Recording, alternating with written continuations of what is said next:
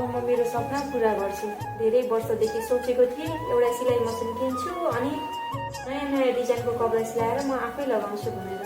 अब मेरो सपना पुरा हुने भयो।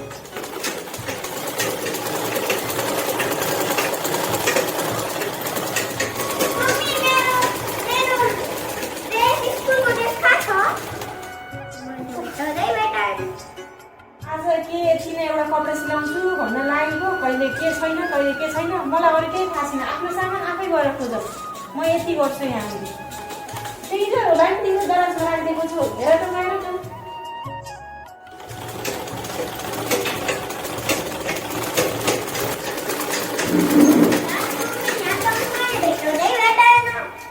त्यही त राखेको थियो नि, राम्रोसँग हेर्नु पो पर्छ। मलाई नउठी नहुने भयो। हे प्रभु, के गर्ने?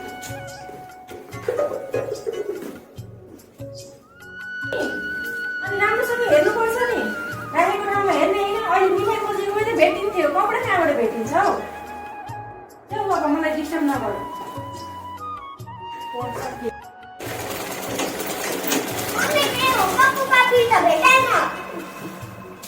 कहिले ड्रेस कहाँ गयो, कहिले कपी कहाँ गयो, कहिले के कहाँ गयो? होइन, मलाई शान्तिसँग एकैछिन सिलाउनु दिँदा हुन्न?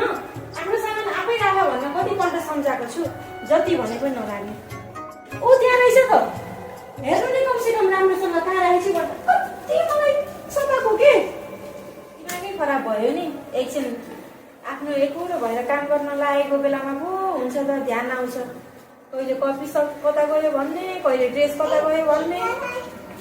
अब त सिलाउने जग्गामै मर्यो मलाई त। भयो अब आजलाई म यति नै छोडिदिएँ। दिमाग खराब।